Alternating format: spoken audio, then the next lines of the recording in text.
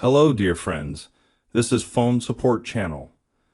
Before you start watching this video, please subscribe to the channel and give it a like. And also write your feedback in the comments if this video helped you, or if you have any questions. Thank you. In this video, I want to show and tell you how to change the language in the YouTube app.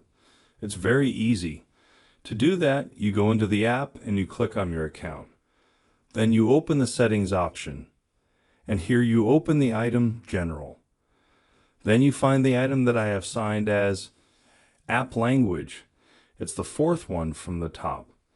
This opens the settings of your device, and here you can click on Language and change it. As you can see, this is a very simple and quick way. Done. There's nothing complicated. If you like this video, put likes and subscribe to the channel, and also watch other useful videos on the channel.